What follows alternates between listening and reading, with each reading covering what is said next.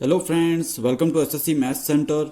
आज हम फैक्टोरियल वाले क्वेश्चनों को देखेंगे कि जब भी फैक्टोरियल वाला क्वेश्चन दिया गया होता है तो उसमें इकाई का अंक कैसे ज्ञात करते हैं। पहला क्वेश्चन है 4 फैक्टोरियल में इकाई का अंक क्या होगा।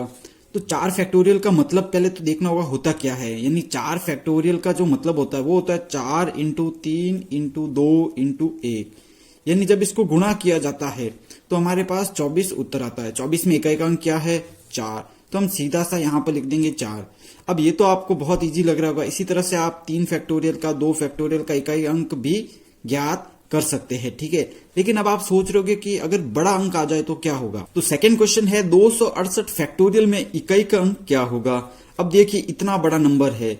अब इसे हम अगर 268 इंटू 267 ऐसे लिखते जाएंगे तो ये कितना लंबा होगा, और इससे गुणा करना मतलब दिमाग का दही करना है, ठीक है। आपको एक चीज याद रखनी होगी, फैक्टोरियल 1, फैक्टोरियल 2, फैक्टोरियल 3, फैक्टोरियल 4 और फैक्टोरियल 5। तो 4 तक तो आप इकाई का अंक फैक्टोरियल में आसानी से ज्ञात कर लेंगे। अब बचा 5 के अंदर आपने जैसे ही इसको सॉल्व करेंगे तो आपको पता चलेगा कि भाई 5 इंटू 4 इंटू 3 इंटू 2 आएगा, यानी 120 उत्तर आएगा, और इसका इकाई अंक क्या हो गया? 0। तो आपको एक चीज याद रखनी कि 5 से बड़ा कितना भी बड़ा अंक आ जाए, यानी वो 5 से बड़ा होना चाहिए और फैक्टोरियल के अंदर होना चाहिए। चाहे वो कितनी भी बड़ी संख्या आ जाए, उसका जो इकाई का अंक है वो हमेशा 0 ही रहेगा। वो हमेशा क्या रहेगा? 0। चाहे आपके पास कोई भी संख्या आ जाए, अगर वो 5 है या उससे भी बड़ा है तो उसका इकाई का अंक 0 ही होगा, ठीक है। तो इसमें आपको कोई कैलकुलेशन करनी भी नहीं है। अब यहाँ पर दिखा 268 फैक्टोरियल के अंदर भी है और ये 5 से बड़ा तो है ही है, तो इसका इकाई अंक क्या होगा? 0।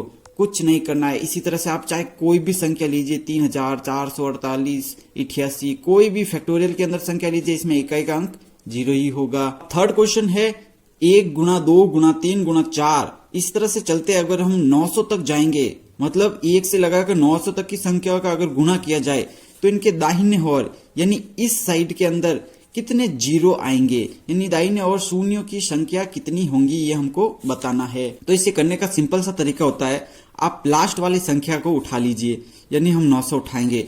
अब हमने एक चीज नोट की होगी कि जब भी 5 और 2 का गुणा किया जाता है तो कितना आता है? 10, यानी पीछे 0 का अंक आता ही है। तो और हमको ज्ञात भी क्या करना है? पीछे कितने 0 है। तो हम 5 और 2 के जोड़े बना देंगे यहाँ पर, जिससे हमको 0 की संख्या का पता चल जाएगा। क्योंकि हर 0 वाली संख्या 5 से भी भाग तो होती ही है और 2 से भी होती ही है।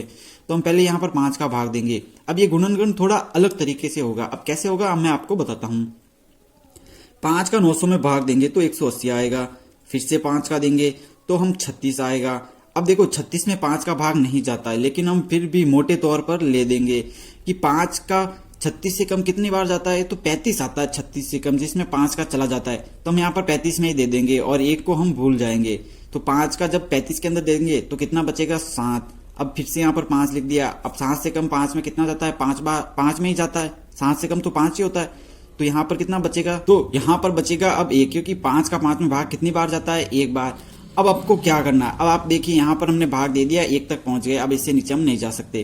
तो अब यहाँ से 900 को छोड़ दीजिए आप, और ये जो संख्या आपको दिख रही है ना, ये वाली, इनको आपस में जोड़ दीजिए। यानी 180 प्लस 36 प्लस 7 और प्लस 1।